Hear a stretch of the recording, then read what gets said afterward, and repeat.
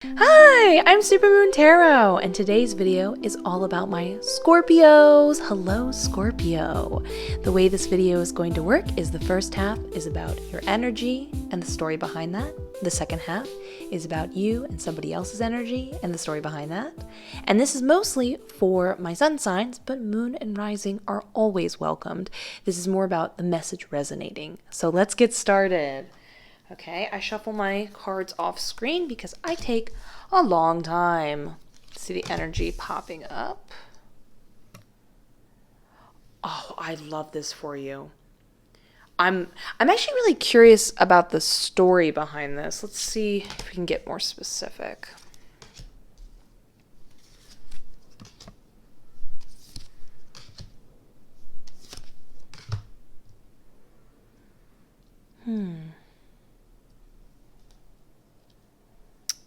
Let me just pull one more card for right here.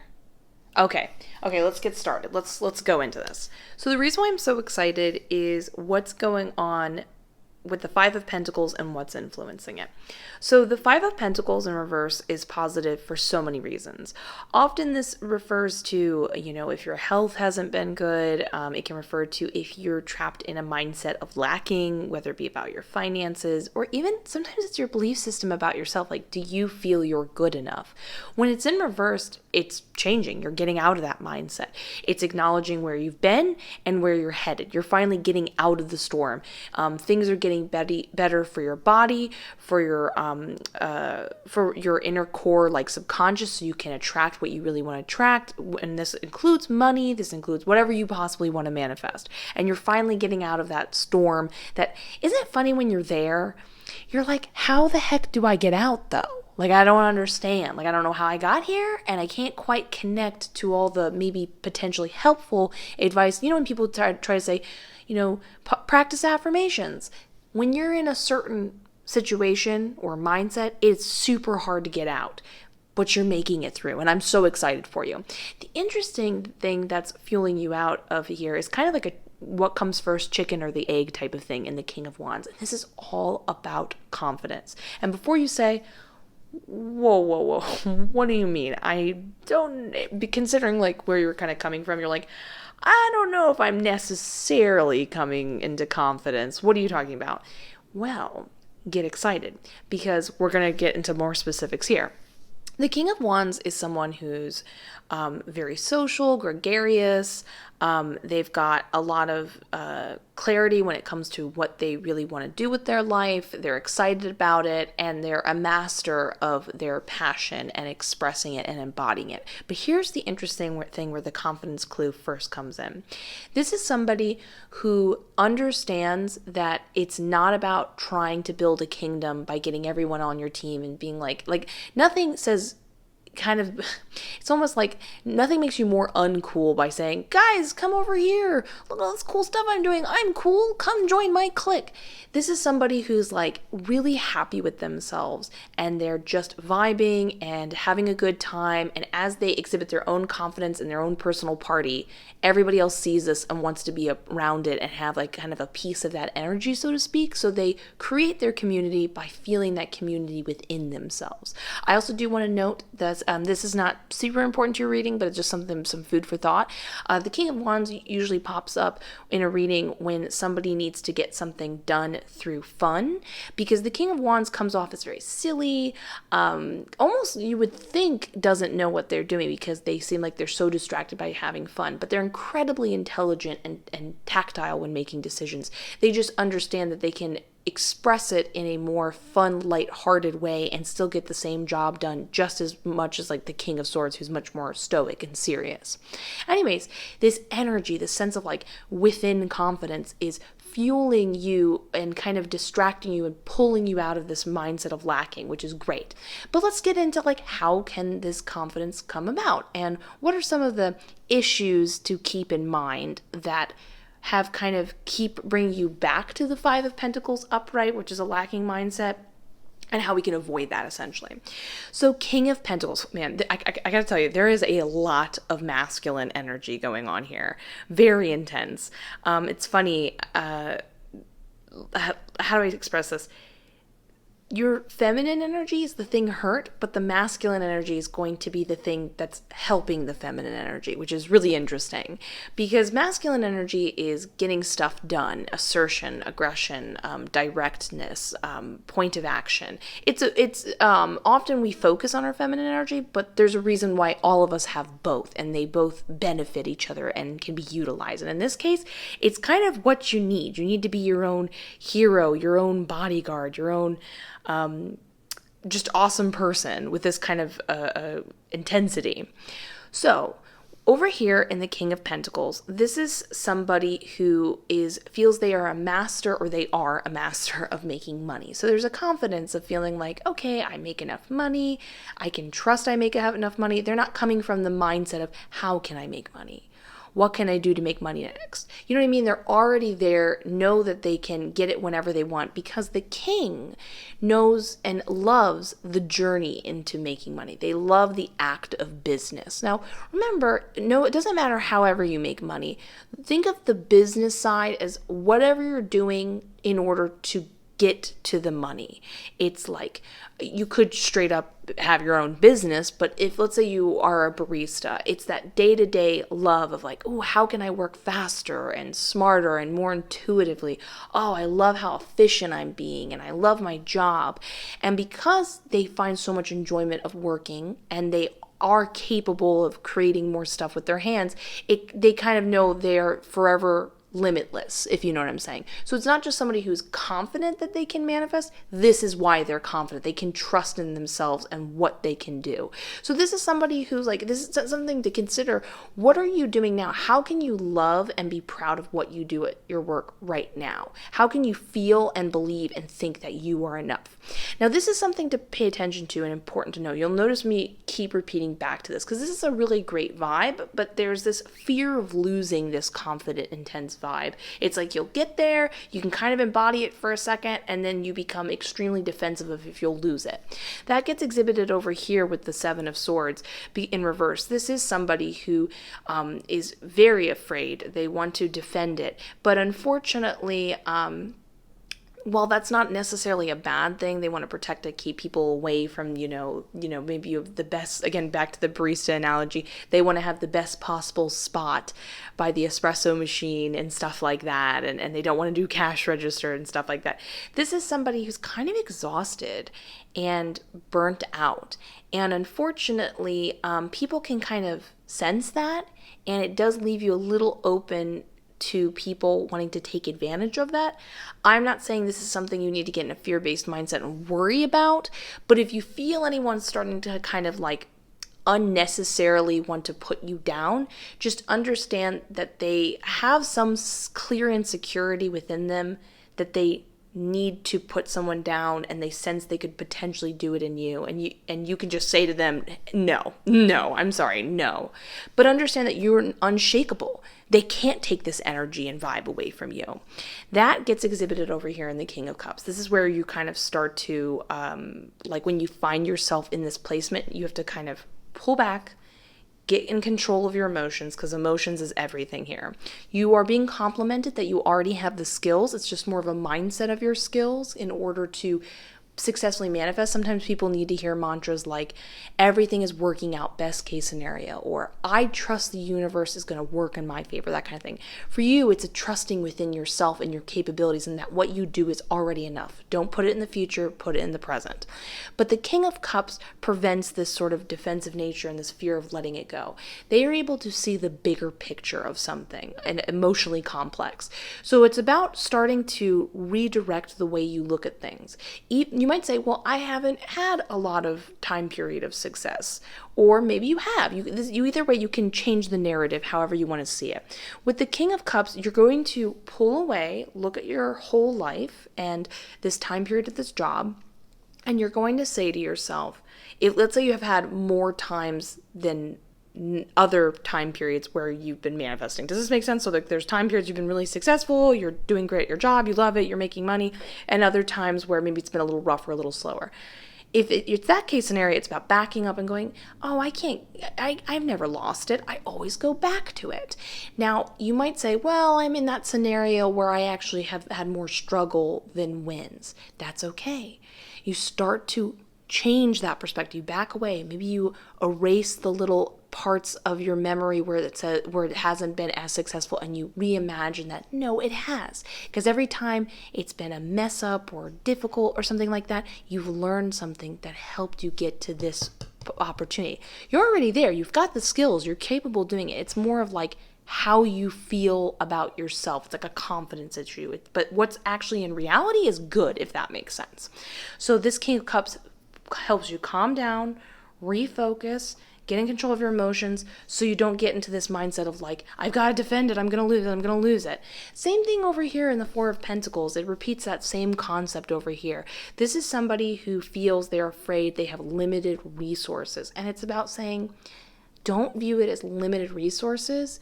View it as what I'm doing right now is something I enjoy, or I'm tailoring to enjoy and get even better at. It's not a question of what you do or don't have. It's just about getting off that topic altogether. And then the last thing I want you to keep in mind, this is the last thing to think about. Sometimes we self-sabotage ourselves, unfortunately. The Emperor is like pretty like stoic kind of guy, right? He gets things done, but he tends to be kind of slow, a little too careful. And in this case, there's too much careful energy. The King of Wands, I know in this particular picture, he's like sitting, he's chill, but in many other cases, he has kind of got a much more fun and silly and vibrant energy. He's this like potential of like, yes, I'm going to go do this, I'm going to go do that. I'm hanging out. We can see the movement going on over there. Over here in the Two of Wands in reverse, this is somebody who is afraid to look out on the horizon and ask, what are my plans for the future? What do I want to do? And like afraid to dream, essentially. It's a bit of a thing. You might say, no, I dream. I know what I want. Clearly you're not. Clearly there's something bigger you're preventing yourself from happening. When you think of getting there, what's there? What would it be like? It's not necessarily important that you have to visualize it and get there. It's the awareness of, sometimes we have what's called blind spots. And it's like, is there a blind spot in your, looking at the way you view the world that prevents you from fully dreaming and seeing it as a possibility and getting excited and seeing that you are capable of attracting that? The Emperor is looking at you and he's saying, okay, well, I'll make a decision when that gets fixed. This is also something to note. The King of Wands is constantly making decisions. It's not about you taking forever to overthink what you're going to do next in your occupation. You don't need to do that. That's not the energy you need. And if you do, you're going to be so careful waiting to feel like it can't force feelings if they're not there. You have to kind of just start by being like, I'll try out dreaming. And then eventually it gets a little easier. It becomes a little more possible. You know what I mean? But it's about dreaming maybe when you're not the most comfortable, compared to the Emperor's waiting until you feel absolutely perfect before he makes a decision and trusts you and trusts your insights, so to speak. Don't be the Emperor. Ignore that. Make decisions. Move forward. Don't be so careful. But also really ask yourself, am I truly happy? Because with the way the card's perspective is, it's almost implying that the thing that you really want to do and plan for in the long term isn't where you're at now, which is okay. You can find some happiness at the moment and figure out, or start making plans to figure out what is it that you really want to do that you can get excited about. Because sometimes when we have a lacking mindset, it is a reflection of how we feel without our dream, so we feel without. Does that make sense? So I'm excited for you that you're going to be coming into this confidence, this excitement for yourself, for the world. It's going to naturally take away this feeling of lack. Lots of good stuff in front of you, and I'm so excited. So now let's get into this energy of this other person. Ooh, this is so cute. Let's look at this story.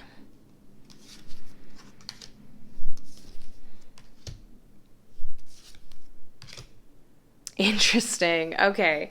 So for some of you guys, if you have been, I'm just going to mention this now, if you've been single for a while and you're like, well, I don't really have anybody, that's actually going to be ending very abruptly soon. So I'm excited for you. For others, this is a feeling of like a break ending. Now, for some of you, this is a straight up break. Like you haven't been talking, it's been a little rough. But I gotta be honest with you, the energy I'm more picking up is this sense of a break where it's like you're still together, but maybe you haven't been in the best communicative or hanging out sort of form. It just feels like something's off in the relationship, and that's going to be ending, and I'm actually very excited for you. So before we get into where you're headed and the exciting stuff going forward, let's go into this story going on over here. So over here in the Lover's card in reverse, this shows that sort of energy of like, things feel off. It's maybe not the most, you're just not meshing well. It's not great. It's not a breakup. I do want to point that out. That's the great thing. It's actually a positive momentum forward of excitement and good stuff, but we'll get to that in a second. And you're kind of being advised in the Fool card that the best thing to do right now for both of you is it's something you kind of do independently as well as together. The Fool card energy is truly free-spirited and excited.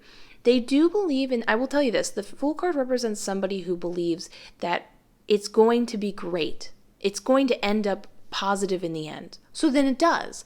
But in your case, you're having that sort of vibe and energy without really holding on to it. You're just excited about life and excited that the next moment is going to be as fun as the next. You're not so worried about like, well, what does this relationship mean and where are we going to go and what's going to happen? Do you see what I'm saying? So this free-spirited energy is something that you're going to be performing together and independently.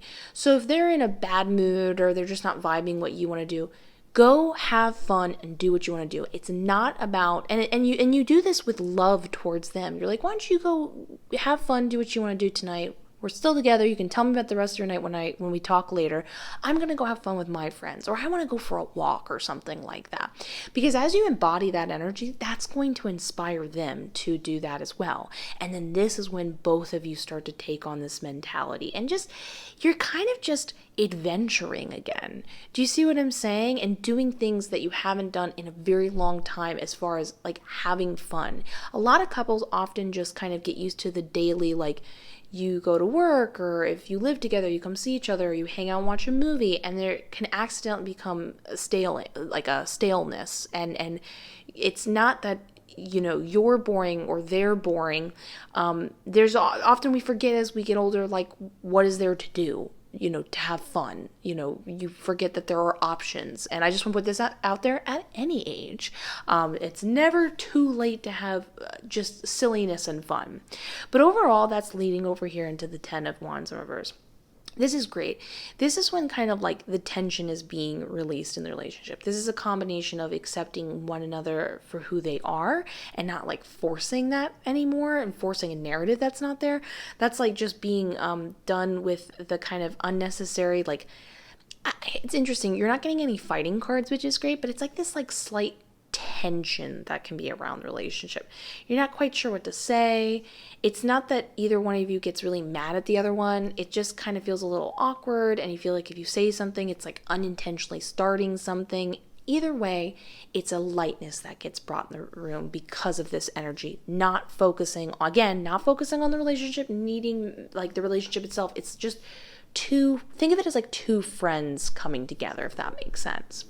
So anyways, before we go into where all this is going in the positive flow, because this is really important, that's going to pop up, I do want to mention this is another confirmation card, like this card saying that the break will be over. This is all going to be changing. Again, for single people, guess what? It's going to be ending. Good for you. Woo, woo, woo. But the last thing to keep in note is, what were those wands we were talking about again? The 8 of Cups is when you're trying to try something new. And often this pops up when people are like spiritually keep trying to find themselves, and it seems like for all their momentum, they don't seem to go anywhere. It's a lot of like self-improvement books that don't seem to be adding up, unfortunately, which is like so rough because like obviously there's an effort being made to grow and change. But when this energy is popping up with the Page of Swords in reverse, this is the type of energy that says, you're not... So sorry about that. My neighbors started talking in the hallway. Anyways, so the Eight of Cups pops up when it's like, well, you're not able to move anywhere or gain any sort of traction due to the Page of Swords in reverse.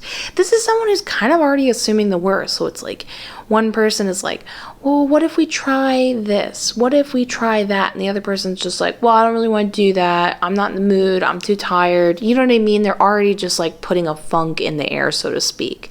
And the Fool card was the advice being given of just being like, you know what?